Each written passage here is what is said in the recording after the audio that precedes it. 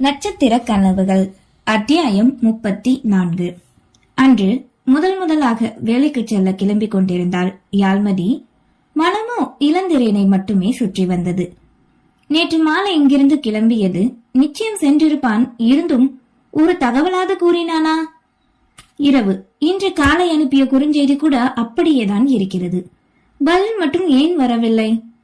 தான் உடன் வர மாட்டேன் என கூறியதும் கோபத்தில் இருக்கிறானோ? நினைத்துக் கொண்டே கிளம்பி கீழே வந்தாள்.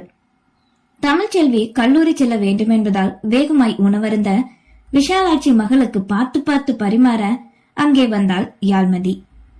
வேலைக்கு செம்மையா கிளம்பிட்டு போல மதி, நீட் லுக் சூப்பரா இருக்கு. இந்த சுடியும் உன்னோட ஸ்டைலும் அதை விட அட்டகாசம் போ என தமிழ் கூற, திரும்பி தன் மருமகளை கண்ட விஷாலாட்சிக்கோ பிபி எகிரியது. அடியே, ஏன்டி இப்படி என் உசுர வாங்குற? கத்த மதியோ புரியாமல் என்ன செத்த என்றாள். கல்யாண வலையில கலட்டக்கூடாதுன்னு சொன்ன போடும் போதேவும். ஆமா, அதான் போட்டிருக்கேன்ல, கம்மியா இருக்கு. ஆமா, நீங்க ஒவ்வொரு கையிலயும் 12 போட்டுக்கிட்டா அப்படியே என்னால போக முடியுமா வெளியில? சலசலன் கைய தூக்குனாலே இறக்குனாலே சத்தம் கேட்டுட்டே இருக்கு. கல்யாண பொண்ணு வளையல் போடணும்னு சொன்னதாலதான் இந்த 6 வளையல போட்டிருக்கேன். இல்ல இதையும் கலட்டி இருப்பேன். முழு வளையலையும் போடணும்டி. அப்போ அப்படியா? எந்த சட்டத்துல அதுக்குன்னு தனி இடம் இருக்கு? அட போங்கத்த, இன்னும் அந்த காலத்துல இருக்காதீங்க. சம்பிரதாயம் தான், இல்லன்னு சொல்லல, அதுக்குன்னு ஒரு வரமுறை இருக்குல்லத்த. ஆமா வரமுறை தான். வளையல கலட்ட தெரிஞ்சவளுக்கு பிரேஸ்லெட் கலட்ட மட்டும் கண்ணுக்கு தெரியல போலயே. தமிழ்ச்செல்வி கிளம்பியவாறே கிண்டலாக கேட்க, அதனை கண்ட யாழ்மதிக்கு மறுபடியும் அவனின் நினைவு சொல்ந்து கொண்டது. மருமகளின் யோசனையை கண்ட விஷாலாட்சி, என்னமோ பண்ணுங்க, இந்த கால பிள்ளைக எங்க பெரியவங்க பேச்ச கேக்குறீங்க? ஏட்டியே, போன் எதுவும் பண்ணானா? என் மகன் ஊருக்கு போயிட்டானா கேட்க, இல்ல அத்த, பண்ணல. அப்படியா? நீ பண்ணி பேசுனியா அவனுக்கு? இல்ல, பண்ணல கூற தமிழ்ச்செல்வி சொல்லிக்கொண்டு அங்கிருந்து வெளியேறினாள். மகளை வழி அனுப்பி வைத்து உண்டு கொண்டிருந்த மருமகளின் அருகே வந்து பின்னந்தலையில் தட்டியவரோ, உனக்கு அறிவே இல்லையாடி? நேத்து தானே கிளிப்பிள்ளைக்கு படிச்சு சொல்ற மாதிரி சொன்னேன். அவன் போன் பண்ணலன்னா உனக்கு எங்கடி போச்சு அறிவு? கேட்கவே, ஆமா, அப்படியே உங்க புள்ள நான் பண்ணி எடுத்துட்டாலும் எனக்கு புத்துமதி சொல்றத இருக்கட்டும், அவருக்கும் சேர்த்து சொல்லுங்க. பொண்டாட்டி ஒருத்தி மெசேஜ் பண்ணிருக்காளே, ரிப்ளை பண்ணணும் கூட தெரியாதா உங்க மகனுக்கு? என்ன சொன்னாலும் ஒரு காரணம் சொல்லு. எங்க போய் நிக்க போறையோ நீ? நான் போய் மதிய சாப்பாட்டுக்கு உனக்கு எடுத்துட்டு வந்துடுறேன் கூறிய விஷாலாட்சி புலம்பிக் கொண்டு சென்று விட, அத்தை கூறியது போல்தான் அழைத்து பேசினால் எடுப்பானா? சரி, மதிய நேரம் போய் பேசலாம் நினைத்து கொண்டு உணவருந்தி முடித்து எழுந்தாள். அதே நேரம் வெளியே இருந்து சங்கரமூர்த்தி வர விஷாலாட்சியும் உணவினை கொண்டு வந்து கொடுக்க வாங்கி கொண்டாள். என்னம்மா, கிளம்பிட்டியா? ஆமா மாமா, போகும்போது உங்களை பார்த்துட்டு போகலாம் நினைச்சேன், ஆனா நீங்களே வந்துட்டீங்க. ஆசீர்வாதம் பண்ணுங்க மாமா என்றவாறு காலில் விழ, அடியே நானும் இங்கதான் இருக்கேன். சரி, போனா போகுது, என ஆசீர்வாதம் பண்ணுங்க அத்தை புன்சிரிப்போடு கூறி விழுந்து வணங்கினாள். எப்படியோ போற. சரி அம்மாடி, நீ எப்படிமா போற? டிரைவரை கூப்பிடட்ட நான் வேணா? வேண்டாம் மாமா, 9 மணி பஸ் இருக்குல்ல, அதுல போயிடுறேன். அரை மணி நேரத்துல இறக்கி விட்டுருவாங்க கரெக்டா அந்த இடத்துல. பஸ்லயா? 1க்கு 3 கார் சும்மா கிடக்கு. அது போக இளையோட ஸ்கூட்டி ரொம்ப நாளா இங்கனதானே கிடக்கு. நாளைக்கு அதை ஆளுகளை விட்டு ரெடி பண்ண சொல்றேன். நீ இன்னைக்கு டிரைவர் கூட போ. இளைய மாணிக்கா விழுப்புரம் பார்த்து கத்தவே, சொல்லுங்க ஐயா என்றவாறு கார் டிரைவர் வர, இப்போது மாலையும் சேர்ந்து அழைத்து வர வேண்டும் என கூறி அனுப்பி வைத்தார். அவளும் சென்றுவிட, உங்க மருமகளை வச்சுட்டு என்னதாங்க பண்ண? இப்படி இருக்கா அவ? அவளை மட்டுமே நினைச்சு பாக்குறா. புலம்ப, என்னாச்சு இப்போ? கல்யாணம் முடிஞ்சு அதுக்கப்புறம் என் புள்ள அங்க தனி காடானா கிடக்குறான். கொஞ்ச நாள் தாண்டி விடு. அதுக்கோ அப்புறம் 2 பேரும் ஒன்னாதான் இருப்பாங்க. அதிகாலையிலே போயிட்டானா போன் பண்ணி சொன்னான் என்கிட்ட. ஆமாங்க, என்கிட்டயும் என் புள்ள பேசினான். தமிழ்கிட்டையும் இப்பதான் பேசினான். ஆனா உங்க மருமக கிட்ட மட்டும் பேசலையா. சரி, குளிச்சுட்டு வாங்க, சாப்பாடு எடுத்து வைக்கிறேன் கூறிவிட்டு விஷாலாட்சி சென்றுவிட, மகன் விளையாடும் கண்ணாம்பூச்சி ஆட்டம் கண்டு புன்னகை வீசிக்கொண்டு சென்றார். வேளாண் ஆராய்ச்சி நிறுவனத்தில் முன்னே வந்து இறங்கிய யாழ்மதி டிரைவரை அனுப்பிவிட்டு உள்ளே நுழைந்தாள்.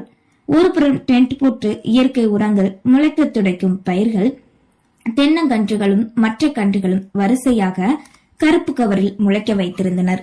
மண் பரிசோதனை நிலையம், உரல் விதைகள், பயிற்சி பள்ளி என்று தனித்தனி கட்டிடங்கள் இருக்க பார்த்து கொண்டே உள்ளே நுழைந்தாள். அங்கே பணிபுரிவோர்கள் அவளை இன்முகத்தோடு வரவேற்க மேலாளரும் சிறிது நேரம் அவளிடம் பேசிவிட்டு பின் உதவியாளர் ஒருவரை அழைத்து கைடு கொடுக்குமாறு கூறினார்.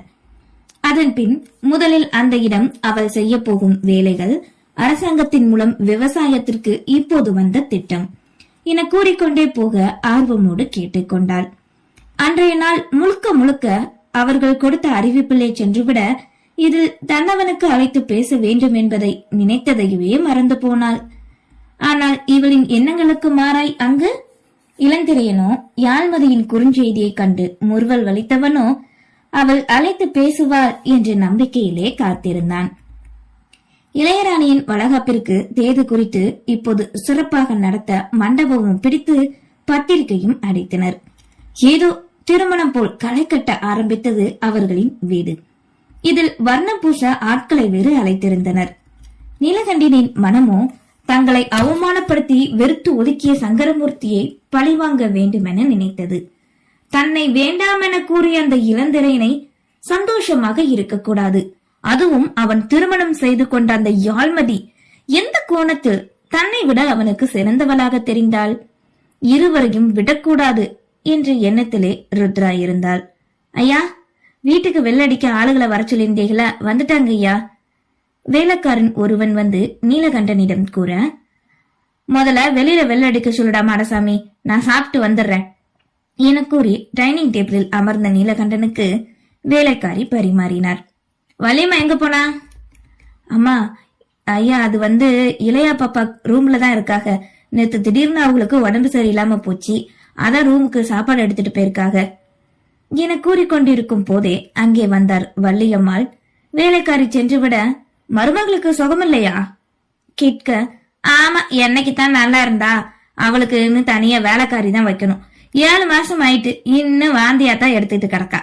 நான் அவளுக்கு ஓனியம் பாக்குறதே என் பொழப்பா போச்சு. சே, ஏற்சலோடு புலம்பினார். சரி, அதுக்கு என்ன, ஒண்ணுக்கு 2 வேலைக்காரி கூட வச்சு மருமகளை பாத்துக்கிட வேண்டியதானே? நல்லா இருக்கே நீங்க சொல்றது. ஏற்கனவே வீட்டு வேலை பாக்குறவங்க தெண்டமா சம்பளம் வாங்கிட்டு கிடக்காக, இதுல அவளுக்கு மட்டும் வேலைக்காரியா? இதோ அவங்க ஆத்தா வீட்டு பக்கம் தானே இருக்கு, அங்க போனா நமக்கு வேலை மிச்சம் தானே, சீக்கிரம் அனுப்பி வச்சிடுறேன். அப்புறம் இவளையும் இவ பெத்து கொடுக்கற பிள்ளைக்கும் சேர்த்து ஆயா வேலை பார்க்கணும் நானு. அடியை கோபமாக கத்தவே, என்ன எதுக்கு இப்படி கத்துறீங்க? அன்னைக்கு நான் என்ன சொன்னதுன்னு மறந்து போச்சோ? அவன் அப்ப செத்தா கூட அந்த வீட்டு பக்கம் இவ போக கூடாது. குழந்தை பிறந்தாலும் சரி, மருமக இந்த வீட்டுலதான் இருக்கணும். ரொம்ப தாங்க நீங்க அவளுக்கு இடம் கொடுக்குறீங்க. நமக்கு என்ன ஆத்திரம் வந்தது இவளுக்கு இதெல்லாம் செய்யணும்னு? வளகாப்பு சும்மா 4 பேரை கூப்பிட்டு போதாதாக்கும், ஊரையே கூட்டி பத்திரிக்கை அடிச்சு மண்டபம் வேற பிடிக்கணுமா? இதெல்லாம் மருமக வீட்டுல இருந்து செய்யணும். எல்லாம் வெட்டி செலவு. ஏதோ நம்ம பெத்த பொண்ணு மாதிரில பாக்குறீங்க நீங்க. புலம்ப, இங்க நடக்கிறத பார்த்து நம்ம மகளை பார்க்க முடியலையே, அவளுக்கு ஒரு நல்லதை செய்ய முடியலன்னு அந்த சங்கரமூர்த்தி நெஞ்சி எரியணும்டி. அதுதான் எனக்கு வேணும். தப்பி தவறி கூட இவளோ அல்லது அவங்களோ யாருமே பார்க்க கூடாது. மனசால வேதனைப்பட்டு சாகணும். சரி, அதை விட இனிமேதான் வேலை அதிகமா இருக்கு. பத்திரிகையை நாளைக்கு குலதெய்வம் கோயில கொண்டு போய் வச்சு சாமி கும்பிடணும். வெளியே ஆளுக வேலைக்கு வந்திருக்காங்க, அத போய் பாரு. கத்தியவாறு பாடு சாப்பாட்டில் கரம் கழுவி சென்று விட, என்ன கூறினாலும் வள்ளியம்மானில் மனமோ குதித்துக் கொண்டே இருந்தது. தன் மகளுக்கு அமைய வேண்டிய வாழ்க்கை அமையாமல் போக மருமகளை கொண்டாட வேண்டுமாம். அதுவும் அவளை கோடியில் தூக்கி வைத்தது போன்று ஊரார் கண்பட வாழ்த்த வேண்டுமாம். தன் கணவர் பழிவாங்குகிறேன் என்ற எண்ணத்தில் மருமகளுக்கு நல்லது செய்வது போன்றே தோன்றுவதாக நினைத்தார் வள்ளியம்மாள். இவர்கள் பேசிய அனைத்தையும் தன் அரைவாசலில் நின்று ஒட்டு கேட்டுக் கொண்டிருந்த இளையராணியின் விழிகளிலோ கண்ணீர் வழிந்தோடியது. தீர்க்க வழி தெரியாது பிதுங்கினாள். கைபேசியில் பெற்றவர்களிடம் பேசலாம் என்று நினைத்தால் சுற்றி சுற்றி மாமியார் வர செய்வதறியாது தவித்தாள். அதையும் முறியெடுத்து பேசிவிட நினைக்க காலையில் மாமியார் கொண்டு வந்த பாலால் சிறப்பாக தன் கைபேசியிற்கு அர்ச்சனை முடிந்திருந்தது. திட்டமிட்டு செய்த செயல் என புரிந்தது. பரிதாபமாக உயிரில்லாது கிடந்தது அவளின் கைபேசி. இனி அதனை தன்னவரிடம் கொடுத்து சரி செய்து எப்போது வர? இன்னும் சில நாட்களில் தனக்கு வளகாப்பு என்பது தெரிந்துவிட, ஆனால் அதனை எதற்கு இவர்கள் நடத்துகிறார்கள் என்பதைத்தான் ஆறுதலாய் தந்தைக்கு கூற வைக்க வேண்டும். அதற்கான வாய்ப்புகள் தான் அமையவில்லை. ஒருவேளை தான் பேசாமல் இப்படி இருந்துவிட்டால் இவர்கள் நினைத்தது போன்று தன் குடும்பத்தார் மனதால் வேதனை கொள்வார்களே. இப்போது அண்ணன்களுக்கும் திருமணம் ஆகிவிட அந்த சந்தோஷத்தில் திளைக்கும் தன் குடும்பத்தாரை தான் வாட வைக்க கூடாது என நினைத்தாள். வளகாப்பு முடிவு செய்த இந்த ஒரு வாரமும் பேசாத கணவனிடம் பேச நினைத்தாள். அவளுக்கு இருக்கும் ஒரே ஆறுதல் அவன்தான். அந்த ஆறுதலும் இல்லாமல் போனால் அவளின் நிலை என்ன ஆகும்?